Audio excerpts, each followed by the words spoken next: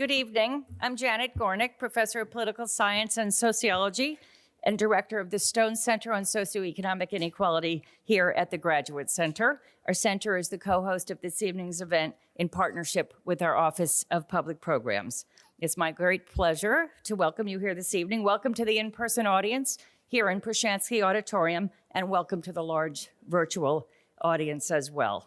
This evening's event is one of the many public lectures, panels, and conversations offered here at the Graduate Center at the City University of New York throughout the year. And at the Graduate Center, we're proud of our history of applying research and scholarship to address societal challenges, and tonight's conversation fits in with that tradition. This evening, we are extremely pleased to welcome Professor Lina M to the Graduate Center, her first time on our stage here.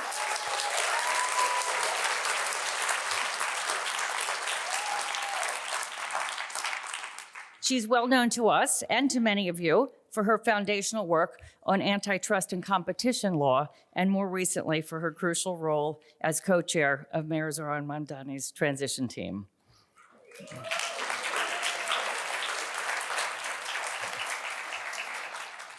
Professor Khan, in just a few minutes, will be joined in conversation with Professor Paul Krugman.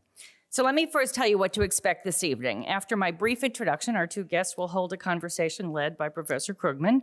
And while they're conversing, audience members will have an opportunity to write questions on index cards that you picked up on your way in. The public program staff will come down the aisles at about 7:10 to collect your index cards, and they'll be sorted and handed to Professor Krugman. So let me make a quick plea to those of you who submit questions. Please make them relatively brief and print as clearly as possible, ideally in block print, so that Professor Krugman can read what you've written. Yeah, that's necessary. And then starting at 7:30, our guests will address your questions, and we'll close at 7:45. So let me tell you briefly about Professor Lina M, a graduate of Williams College and Yale Law School. She got her start in antitrust as a business reporter and researcher, examining consolidation across markets from airlines to chicken farming. In 2017, during her third year at Yale Law School, the Yale Law Journal published her article called Amazon's Antitrust Paradox. The article had a huge impact in legal and business circles in the United States, and the following year, the New York Times described it as reframing decades of monopoly law. Professor Khan then went on to serve as chair of the Federal Trade Commission from June 2021 until January of 2025. And while at the FTC, she focused on exercising the full suite of the FTC's statutory authorities, regularly engaging with public audiences, and ensuring that the agency updated its tools to accommodate the reality of new markets. Her priority initiatives included reinvigorating antitrust and consumer protection enforcement, tackling non-compete clauses, taking on illegal conduct that deprives Americans of access to affordable, high-quality health care, and protecting people's sensitive data from surveillance.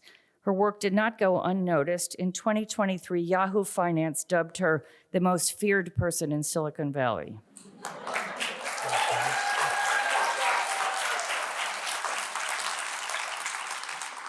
And now in her post-FTC life, she's associate professor at Columbia Law, and she served as I noted, the co-chair of Zohran Mamdani's mayoral transition team. So this evening, Professor Krugman will query her about multiple aspects of her career and her work, focusing especially on questions related to affordability, antitrust, and inequality. And before I step off the stage, let me say a few words about Paul Krugman, who is well known to many of us here at the Graduate Center and surely to many in the audience as well.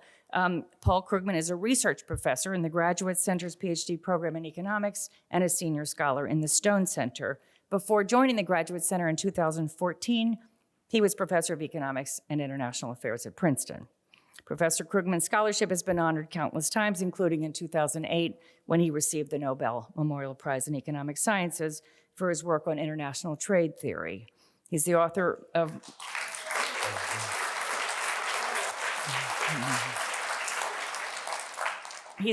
more than 200 articles and many books, most recently Arguing with Zombies, Economics, Politics, and the Fight for a Better Future. In addition to working with us here at the Graduate Center, he co-authors textbooks on micro and macroeconomics with Robin Wells. And of course, many of you know him best for his 25 years writing op-ed columns for the New York Times. Last year, he transitioned away from the Times, but he surely has not left the world of public engagement. You can now find him on Substack, where every day he's writing, interviewing diverse thinkers, and frequently posting music aimed at raising his readers' spirits.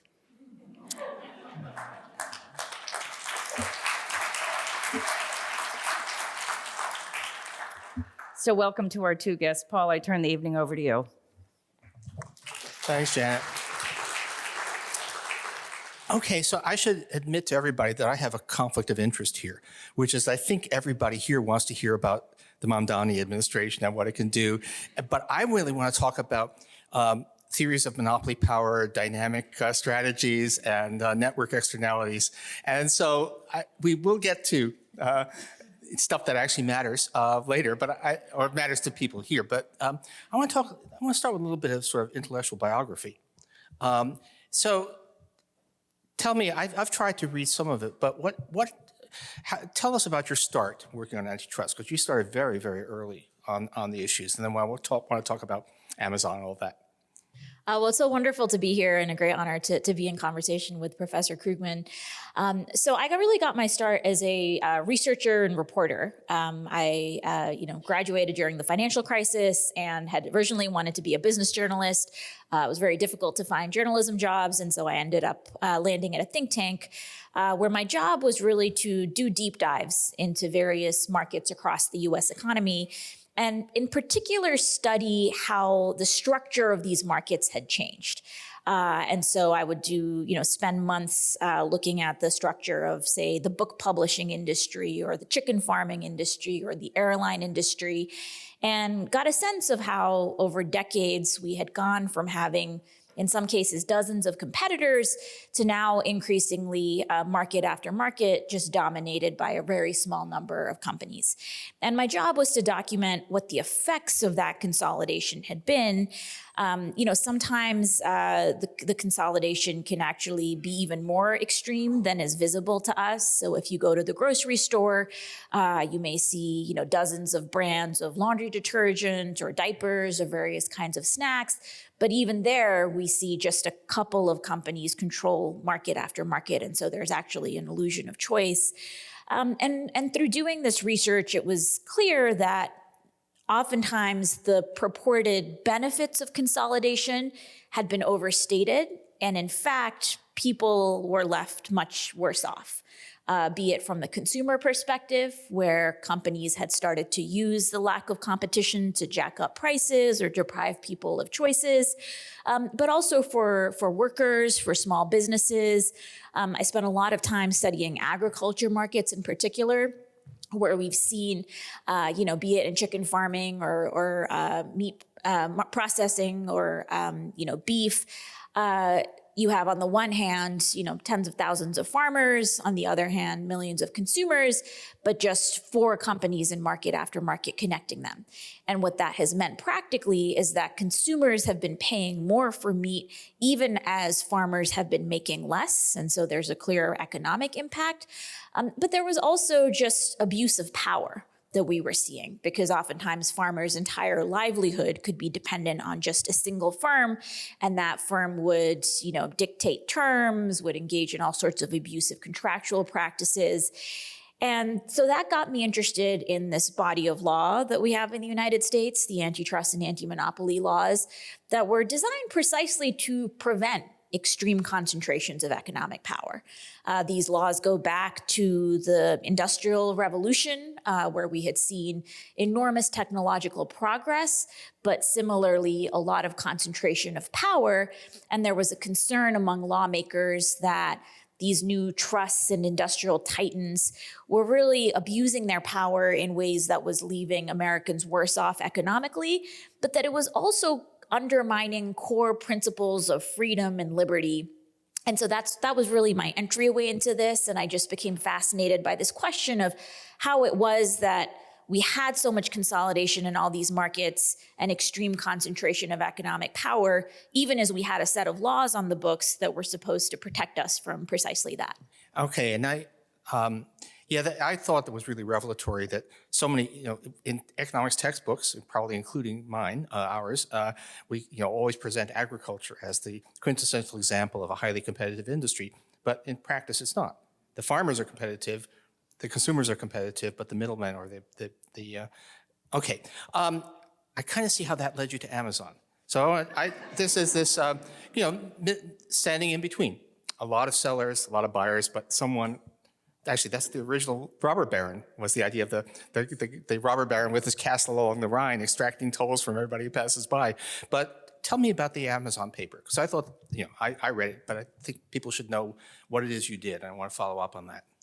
You're absolutely right that there are real parallels, even among markets that can seem quite different, and that, be it as a chicken farmer or as an author, if your livelihood is suddenly at the whims of a single gatekeeper or a dominant intermediary that is controlling access to markets, the type of abusive practices can actually start to look pretty similar, even in seemingly disparate markets. So the Amazon paper similarly resulted from doing a lot of business and market research. I spent a lot of time talking to two sets of market participants. One was the set of businesses that were selling through Amazon, and the second was investors and financial analysts that were looking at Amazon more through a long-term financial prism. And this was around 2012, 2013. The kind of common policy wisdom in DC was that Amazon, along with these tech giants, had revolutionized digital markets, that Amazon in particular was, somewhat irrational. It kept losing money. It seemed to be, relentlessly dedicated to making things cheap. And so the idea that Amazon could ever pose some kind of competition problem didn't really compute for people, because we had come to interpret our antitrust laws primarily through the prism of what the effect on short-term prices would be. And so I ended up using a lot of that research to basically use Amazon to tell a broader story about how various changes in how we now do antitrust had created all sorts of blind spots. Some of the core business practices that Amazon used to develop its network, to deepen its moat, were business practices that in the 60s or 70s would have been viewed pretty skeptically by law enforcers.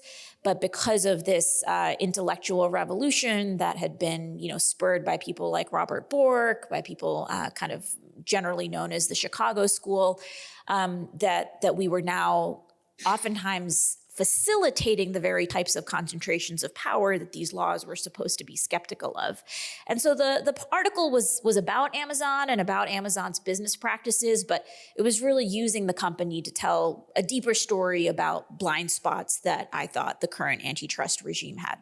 And you got a tremendous amount of, both a lot of people paid attention, but also a lot of pushback, right? People were very upset. And it feels like it was a very long time ago, because in 2017, I guess when it was published, how could you be critical of Amazon? And it seems like it's a very different world now. It was interesting. I mean, the piece came out in January or February 2017.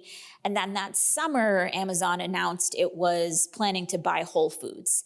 And I remember that was one of the first moments where the response to one of these big acquisitions seemed a little different, because it seemed to prompt this question for the public of, are there any limits? And what are those principles? And so I remember that acquisition ended up spurring a lot of discussion in particular. Yeah, what strikes me is that the idea that companies that have established these kind of network positions, these kind of centrality, and everybody has to use them, that they would abuse that, seemed, not many people were saying that 10 years ago.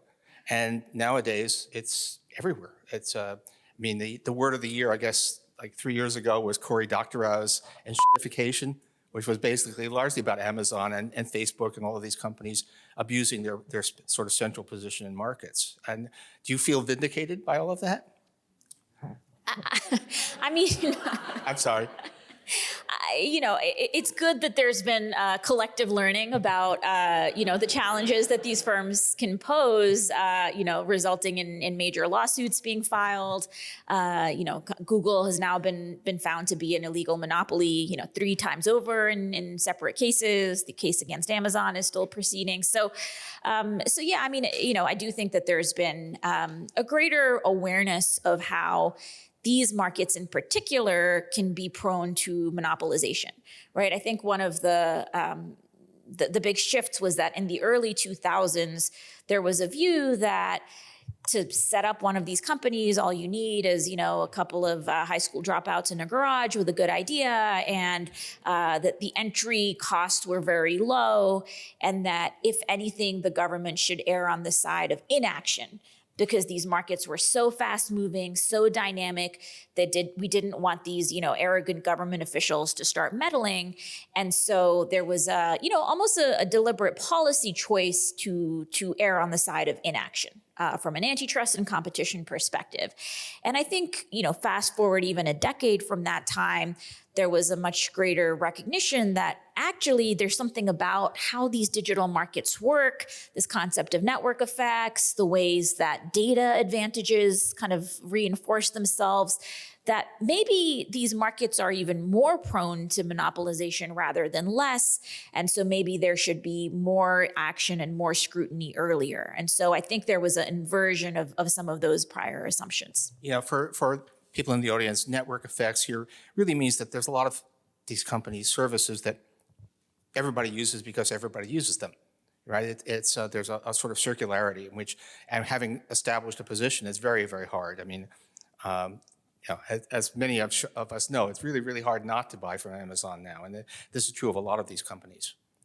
And you were talking about that quite early as a risk at a time when people were mostly praising it. I'm going to actually throw in a curveball, which was not part of my plan here. But one thing that, I don't know if you thought about this, but one thing that strikes me and that is really very different from the earlier antitrust debate was we would talk a lot about the power of General Motors or the power of corporations.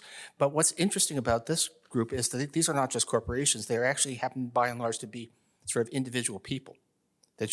Amazon is not just Amazon, but it's Jeff Bezos. Facebook is not just Facebook, it's Mark Zuckerberg. And this is, this class of extraordinarily wealthy people. That's something that's kind of new, or it's both new and old. It's harking back to the 19th century. Have you thought about that at all?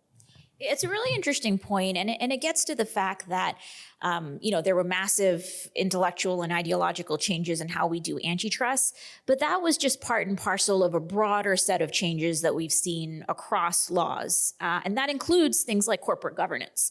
And so, even if you look at how the boards are structured of a company like Facebook, there was much greater reliance on basically creating different segments of shares, and so basically creating kind of super weighted shares and ownership for people like Mark Zuckerberg. So the types of corporate accountability that you might have had through a board previously really don't exist for individuals like him. And so there's been not only consolidation across markets, but consolidation of power within the firm and within the corporate structure, as you're referencing. Which means that we kind of get into the political arena as well, because that's so important there. And I shouldn't talk, but just plugging something. Then my former employer, the Times, just had a report that said that in the 2024 campaign, 300 billionaires accounted for 19% of all political contributions. It's really sort of 300 families, and a fair number of them are in fact these companies that you were writing about in 2017. So you got into the political arena. You became a very young, very dynamic, and very controversial chair of the FTC. So what was that like? Actually, how did that happen? How did Joe Biden end up recruiting you? You'll have to ask him, what that process was like for the White House. But for me, I had spent some time working as a staffer for a congressional committee. The Judiciary Committee has an antitrust subcommittee where we actually did a deep investigation into Facebook, Amazon, Apple, and Google, and had been doing that work within government. When that wrapped up, I went back to academia, and then the election happened, and I got outreach to see if I'd be interested in serving at the Federal Trade Commission. So it was a remarkable honor to get to take the helm there, especially during a time where it seemed there was a real appetite to rethink how we are using these laws, enforcing these laws.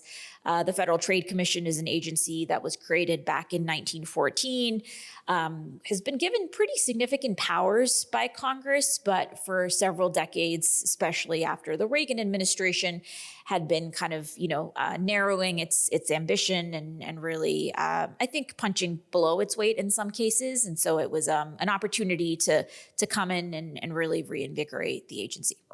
Okay, and so tell me about what you think were some of the notable targets, cases that you tried to go after, industries that you thought were interesting. Well, we were, the FTC is by all accounts, a pretty small agency. At its peak when I was there, it was around 1,400 employees. And so we had to be extraordinarily focused on prioritization and every investigation you're doing is another investigation you're not doing. So there were several factors that we looked at, one of which was just how significant is this industry for people's day-to-day lives? And something that rose to the top, of course, was healthcare, where across different parts of the healthcare supply chain, we have similarly seen a lot of consolidation, be it among hospitals, be it among pharmacies, be it among these middlemen known as pharmacy benefit managers. And in healthcare in particular, we've seen not only horizontal consolidation, but also vertical integration. So the same player that is the health insurer is also owning the pharmacy, is also owning the pharmacy benefit manager. We'd also seen trends such as private equity coming in and rolling up different physician practices and then jacking up prices. Week after week, month after month, we would hear from Americans about just how devastating this was for their day-to-day lives. I mean, we would routinely hear from people about how they were having to ration life-saving medicines, skip doses of life-saving medicines, people who had family members pass away because they didn't want to, use up all their insulin because it was so expensive. And so the kind of stakes here are literally life or death. And so we spent a lot of time focused on healthcare markets. That included things like whenever pharmaceutical companies were trying to merge or buy one another, we would be especially vigilant to make sure that these mergers were not going to be used to snuff out new innovative drugs that actually would have brought down prices. We also looked very closely at these middlemen, these pharmacy benefit managers, because we'd heard a lot about how their practices were both contributing to higher drug prices, but also squeezing out independent pharmacies and resulting in higher prices there. So I would say, I think the tech work of the FTC gets a lot of attention. But I think, healthcare was just as important an area of focus for us. Okay, and there were some scandalous acquisitions and then exploitations involving drugs. I'm trying to remember now. I'm sure you know better than me, but there were some really drastic cases that made headlines. And did you feel that you made headway on those, or?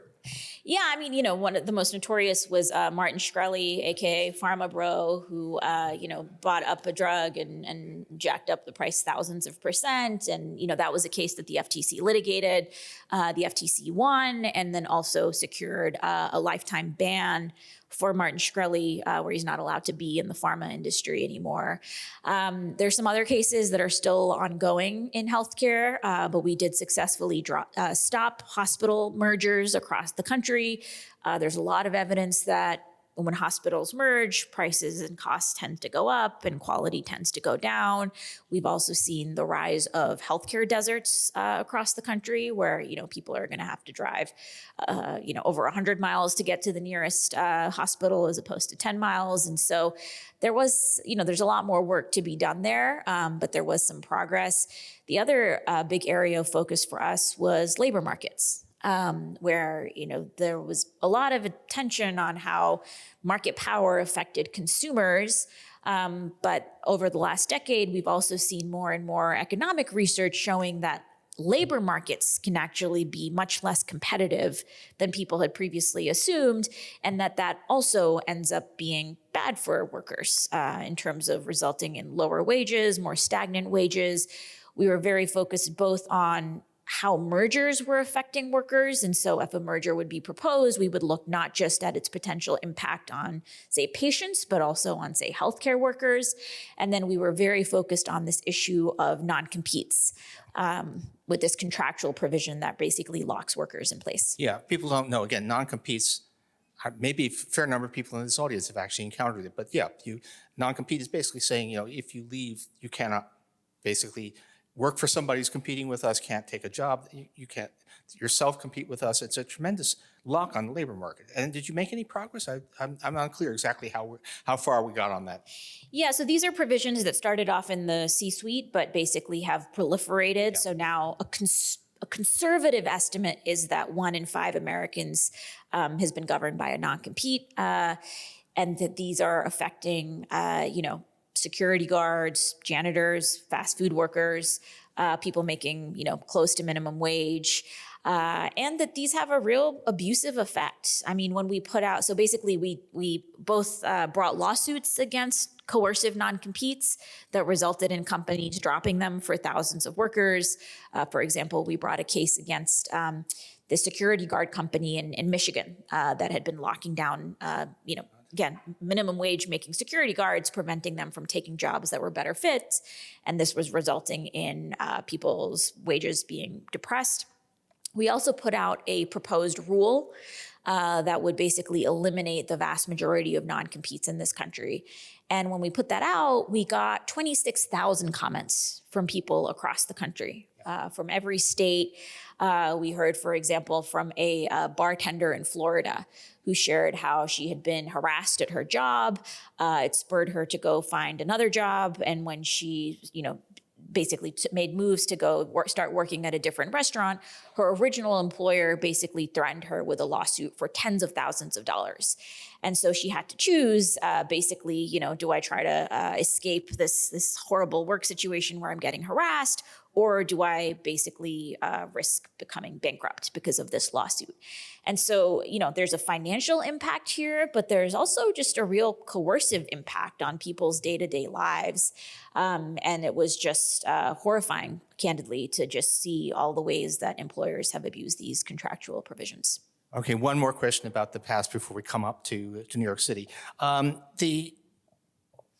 Your time at the FTC coincided with the big inflation spike, which is like roughly 2021 to 2023. And certainly up my alley, there was a lot of back and forth and quite angry debate about the role of monopoly power, about sellers' inflation. How much of this is actually overheated economy or supply chain, and how much of this is just companies exploiting, taking advantage, and who will notice if we raise prices now? And how much did you weigh in on that? And do you have views about it? I mean, we certainly saw our job as making sure that that Americans were not facing higher prices because of illegal business practices.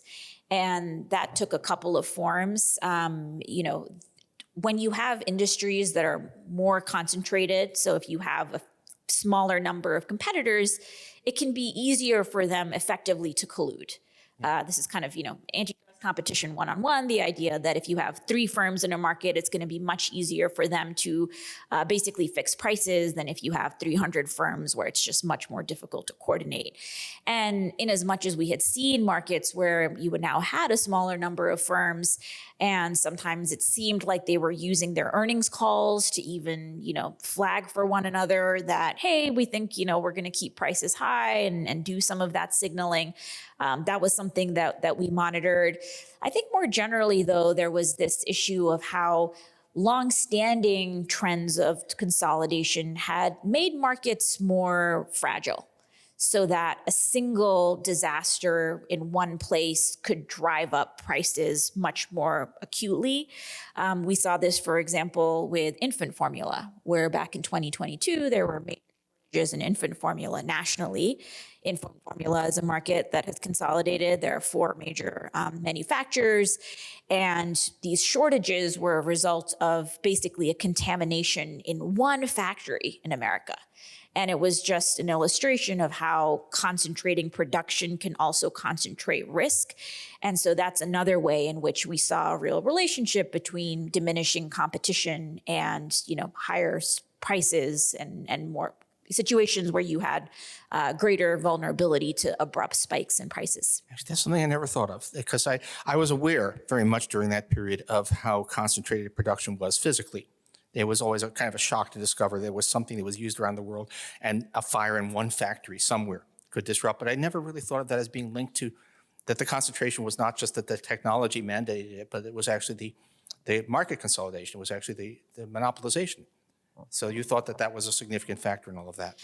I mean, look, it's you always want more empirical research, figuring out what's going on, and you want to do, market by market analysis. But certainly there were some markets where it did seem there was a relationship between increased physical concentration of production and, greater susceptibility to these cascading risks.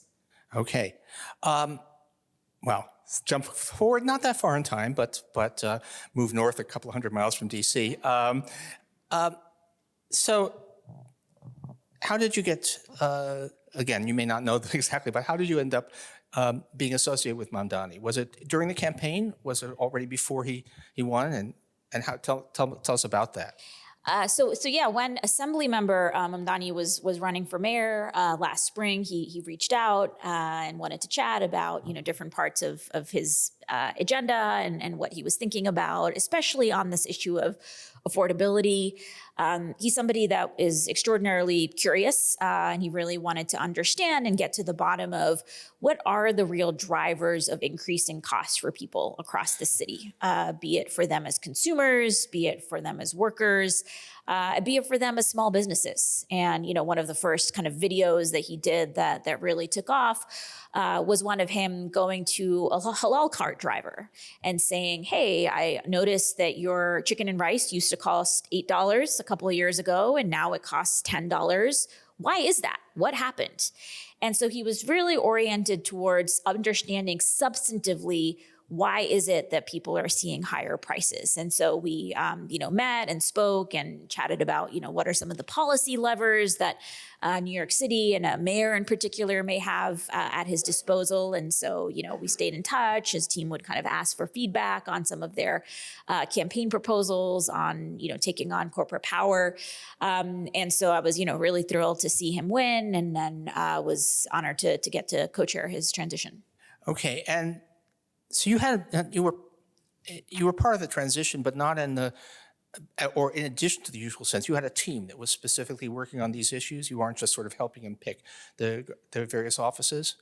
So a main part of the job was helping assemble the team. I, in particular, was focused on the top economic and legal jobs, but alongside the appointments and personnel process, I was also helping on policy planning and wanting to make sure that, coming in on day one as mayor, he had a robust set of options before him in terms of what he might be able to do to bring down costs. And so we had, a little group of folks that were running those things down, be it in the context of small business or consumers or workers or energy.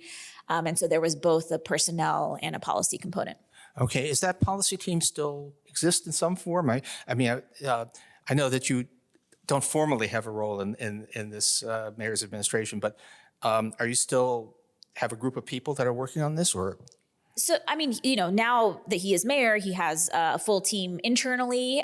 We have kind of a loose coalition of folks outside that, are still very eager to make sure that they are being provided, policy options and able to think expansively about what some of those tools and authorities may be. So there is an ongoing policy process. I know there are a lot of organizations across the city that are kind of, working on making sure that City Hall is well equipped when it comes with policy proposals. Yeah, I have to say, it's always shocks me when I think about it, how little I know about how anything is run in the city I live in. But anyway, it's an enormous thing. How big is the city? I have no idea how many employees the city even has, but it's enormous. Yeah, I mean, it's a huge bureaucracy, and it was really interesting just even having to learn kind of new agency acronyms and just like how the org chart works. And it's phenomenal. I mean, it's a enormous responsibility, and it spans everything from, needing to make sure that when there's a huge snowstorm that, snow is plowed, that the streets are safe, to thinking more long-term about things like housing and how do we make sure that New York is a place where people can actually afford to live. Yeah. We have a severe acronym shortage, by the way. I mean, I was having a whole conversation with somebody I know who's actually in the audience about DOE. We were going back and forth, and finally it occurred to me that they were talking about the Department of Education. I was thinking of the Department of Energy in Washington. And so the conversation was total nonsense because we had two different DOEs. Anyway, so let's talk about affordability in New York. What are the areas where mayor has somewhat limited power, but maybe more than people think. What are some of the areas where you think that really things can be done? I want to get into them a bit, and then if there may be some big ones that we need to talk about further. But tell me, so I know that you've talked about, the press reports have emphasized things like food delivery, real estate brokers' fees. Can you tell us a little bit about each of those? So I think about it as different categories. I think there's one category that really is about taking on these extractive middlemen. Yeah. And, you can call it market power, you can just call it corporate abuse. But I think we've seen across markets just this nickel and diming. The proliferation of these junk fees where a company will advertise one price, and by the time you go to check out, it's, suddenly, $20 more expensive because of these random service delivery fees, and you don't really know who that's going to or what it's for. We've seen things like the rise of subscription traps. Firms will make it very easy to sign up for a subscription, or you'll be enrolled without even knowing, and then to cancel, you have to jump through all of oops. And so, there was a focus on some of these just bread and butter consumer protection issues. And so some of the first executive orders that the mayor signed was directing his administration across the board to be very focused on making sure that we had fair pricing and that people were not being taken advantage of in this way, be it in the context of food delivery, be it in the context of housing. The administration is doing these rental ripoff hearings to really hear from people about what are some of the worst abuses that they face from their landlords, be it in the context of these random fees or even in just, basic conditions and habitability. So there is a corporate accountability plank to the affordability agenda that the mayor has been very open about wanting to double down on. Then there's a part of the affordability agenda that's really about making sure that markets are fair and honest, and that in areas like housing, that you can actually build. He's also very focused on small business and making sure that small businesses are not being squeezed, again, be it by arbitrary middlemen or by rules and regulations that are outdated or don't make sense, or were pushed at the behest of big firms but don't really make sense for small firms. And so those are just a couple of the kind of core pillars of how they're thinking about affordability. So some of these things, food delivery, actually, I didn't really look into it until I started doing research for this talk, but food delivery is one of those, it's a lot like, in some ways, like Amazon. There really is a very strong, anyway, the drivers are atomistic, the Lotta Group, and the customers are Lotta Group, but then largely DoorDash, but then a couple of others just sort of stand in the middle. And it must be very similar issues to the kinds of things you were worried about. Yeah, there are a lot of analogies between how these dominant platforms operate and abuse their power, be it in the context of food delivery, be it in the context of ride sharing. And so there's kind of a, take on extractive middlemen, holds, powerful corporations to account component. There is a component that's about making sure that we don't have regulations or red tape that are skewing the market away from allowing small businesses to compete. And then I would also say there's a pillar that's thinking about public options and what are instances in which the state can actually be playing a more assertive role. So this is, gets to the fact that he talked about having public grocery stores, initially one in every borough, has rolled out plans for universal childcare. And so I would say, there are different components of this, but it very much includes public options. Okay, that's really interesting. So that's, by the way, that's a really important point, that one way to deal with these things is to just have the public provide not socialization, but the availability of a public version. So actually tell me what's happening. Sorry, two conflicting thoughts collided there and exploded. Anyway, talk about the grocery store thing, because that's one of the things that people, some people went wild negatively about, but it's just a really interesting story about what you're thinking there. Yeah, I mean, the mayor, during the campaign talked about how there were parts of New York City where you have food deserts and where you don't really have access to affordable, healthy food. And, one proposal that he put forward on the table was the idea that you could have public provisioning of groceries. An initial pilot that would be one in every borough. Sometimes some of the reaction to that was a little bit hysterical, but we have like military bases across the country where you have government-owned grocery stores.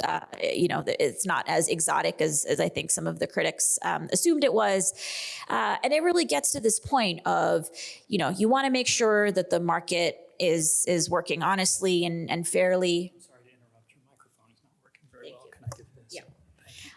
You want to make sure that the market is able to work fairly and honestly and competitively. But in some instances, you're going to want to have the government also play a role and basically, provide additional competition. Again, not to own the entire market, but to provide an option and a competitive force in ways that could have a salutary effect too. Okay. Just another diversion here, but kind of along those lines. One of the things that you were talking a lot about healthcare in your time at the FTC and consolidation, and healthcare is an area where New York City actually has a lot of public. There are a lot of public options. I was actually kind of shocked. One of my students, when I was teaching my class here, did a paper on just how much of the New York City health system is in fact publicly owned. Have you looked into that? I'm sure you must have, but. Yeah, it's certainly something that is top of mind as the mayor and his administration think about, how do we make sure that the biggest, pain points for people in terms of their monthly bills are being taken care of. Healthcare, of course, is a major one, and especially given what's happening in DC, resulting in skyrocketing premiums. I think there's a special obligation to make sure that cities and governments are using the full might of their leverage and authority to bring down prices. You've seen even places like California announce things like public provisioning of insulin. During the recent governor's race, you had now Governor Spanberger in Virginia talk about wanting to create a publicly owned pharmacy benefit manager. So there certainly are a lot of proposals on the table that would have the city or the state play much more muscular role in the direct public provisioning. I think there's also a question of once you have that government role, how are you using that leverage? One thing that the mayor also talked about during the campaign was, wanting to look at things like the nonprofit status of hospitals and whether that's something that still fully makes sense, or wanting to make sure that the kind of, hospitals are holding their end of the bargain in terms of what they're supposed to follow through on if they're actually able to organize as nonprofits. So, there's a lot on the table there too. The mayor has actually basically at least gotten, in principle, has gotten the pre-K, the free pre-K, but the two big ones that are still very much up in the air, as far as I know. What do I know? I don't, I just live here. But the two that sort of are in really have gotten people sort of both cheering and wrapped up are the first of all the rent stabilization. Let's talk about that first for a second. How involved have you been in that, and what do you think is happening? So that's something that is basically decided by this rent guidelines board. It's a board where the mayor gets to appoint certain individuals. He's announced who he wants to appoint, and so that's a process that's going to play out in terms of them making independent determinations about what to do, and so that's still in process. Okay, and free buses. That's the one that again people go wild, and it's an interesting discussion. Do you have anything to say about that? Probably not. Well, tell me where you are on that. I don't mean not to want to talk about that. I'm not sure if how much that's in your wheelhouse, but yeah, I mean, I think he has made the case for it very effectively in terms of just the enormous externalities in terms of the huge benefits that arise from having buses that are fast and free, and just why that's so important for kind of making the city a better place to live. That is something that is kind of wrapped up in these broader budgetary discussions involving Albany, and so something that I will say, just stepping back, as you look across these different policy levers and authorities, there are some that are more unilaterally within the mayor's control, or at least where control resides at the city level. So all you need is kind of city council plus the mayor. And then there are ones that really require the buy-in and agreement of Albany, be it the governor, be it the state assembly. And so it's kind of a tapestry of what things can he do unilaterally versus kind of has to work very closely with other actors. Well, that kind of brings me to where I was planning to go anyway, which is you're obviously you're quite a heck of an economist when that arises, but your background is law, and one of the things that at least press reports suggest that you've really been doing is looking for, basically exploring what are the mayor's powers, and you want to talk about, because that's a really interesting kind of thing that it takes a lot of expertise that many of us don't have. And how is that search gone? Yeah, I mean, it's really a project that is informed by my experience at the federal level, where I was pretty stunned to come into federal government and see all sorts of federal authorities, so laws that Congress had passed, instructing federal agencies to enforce certain laws that had just been forgotten about. And the laws existed on the books, but were not actively being enforced by agencies. Sometimes because there was a sense that, this has kind of fallen out of fashion. Sometimes it just never was really prioritized by political leadership. And so, oftentimes, especially in places like DC, there's a huge amount of conversation and discussion about new laws and the need for new legislation. And we need, Congress to do this and that. And I think that can sometimes detract from a real focus on what laws already exist, what tools already exist, what authorities already exist. And so, at the FTC, for example, we were very focused even on things like making sure companies are not lying about whether their products are made in America. This is something that Congress back in 1994 had instructed the FTC to start enforcing against. Basically, if a business is saying its products are made in America, but they're actually made in China, that's illegal and they should be penalized. And there are certain consumer protection elements of that, but it's also about creating a fair marketplace so that businesses that are honest are not losing out to firms that are being dishonest. And so that was, one thing that just the agency had not prioritized even enforcing that, during my tenure, we took more seriously. There were all sorts of other examples of laws that Congress had passed, instructions they had given the FTC in terms of what to enforce. There's this law that goes back to the Great Depression, the Robinson-Patman Act, that's really about making sure we don't have illegal forms of price discrimination, and that small businesses are having the same opportunities as large businesses in terms of the deals that are being offered. That's something that the government stopped enforcing basically in the late 1990s. And we would actually have general counsels admit to us that they didn't even advise their firms to abide by this law because there was just so much non-enforcement. And they were basically like, until and unless you guys start enforcing it, we're not even going to tell our executives that they have to follow this law. So, there was just a real sense of wanting to make sure we were using all of our tools, being faithful to the laws that Congress had passed.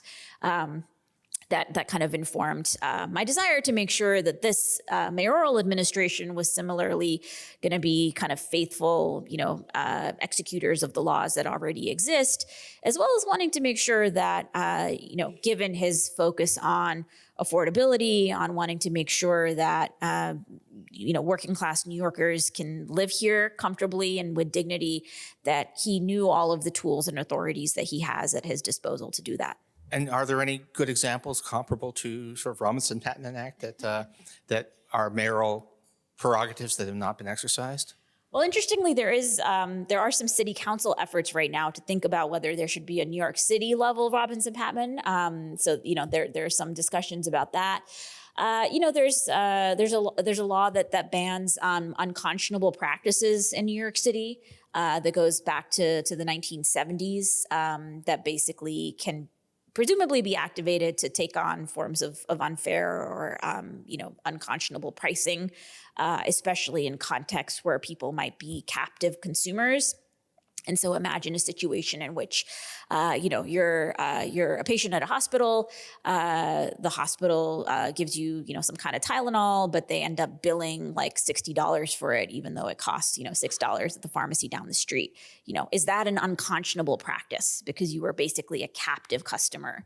Or similarly, if you're, at a stadium or a concert venue, when you just have much fewer options, are there certain rules that firms should really be following in terms of how they do pricing? So that's just kind of one bucket of potential tools that may exist. I'm sure that other people have suggested this, but there is a little bit of an analogy, which you might not like, to Robert Moses, who was famously, was expert at reading the fine print in legislation and finding things he could do. And there's a little, hopefully with better intentions, but do you ever think of yourself as being sort of the good version of Robert Moses? I think any lawyer will think their job is to read the fine print very closely, and I think when you're coming into these types of jobs, there's such an enormous responsibility and oftentimes not a lot of time, right? You don't know how much time you're going to have.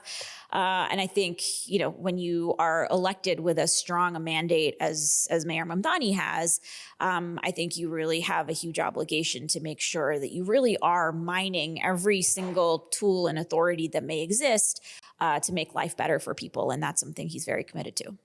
So the whole, I assume you must be thinking about this, but the whole concern, particularly if you read Murdoch publications and so on, is that that all of this attempt to serve affordability, to help the working class, is going to lead the businesses and the wealthy to flee the city.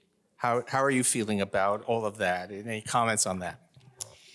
It's interesting. I think we've heard a lot of speculation about that. The business press that I've read has suggested that actually we see kind of major, Fortune 100 companies actually re-upping their leases and expanding their physical footprint in New York City rather than fleeing. The mayor's point has also been that we're already seeing an exodus in New York City, and that's an exodus of working class people. Yeah. And shouldn't we be worried about working class people having to flee too? I think, he's also shared that in conversations with some of these same CEOs, they've recognized that policies that make New York City more affordable ultimately are going to be good for their business oftentimes too, in as much as it allows more of their employees to actually live here and really expands the talent pool. So, I think you're always going to hear some of that grumbling and sometimes even hysteria. And of course, you want to look closely at the research and, at the empirics of what might actually happen. But I think, there is a lot of evidence suggesting that that some of these policies are going to have just much greater impact than harm. Okay, I can't resist. One of my favorite lines in all this was, some businesses actually have moved to Florida, but there was some Wall Street type who tried it and said the problem with moving to Florida is that you have to live in Florida. So anyway. Okay, so you're fairly optimistic that that enough businesses and wealthy people will see that the benefits of a better New York for the people of New York will outweigh whatever taxes they might have to pay or regulations they might face? I mean, I think there are a whole bunch of data points that point in that direction, yes. Thank you so much. This has been great. Thank you.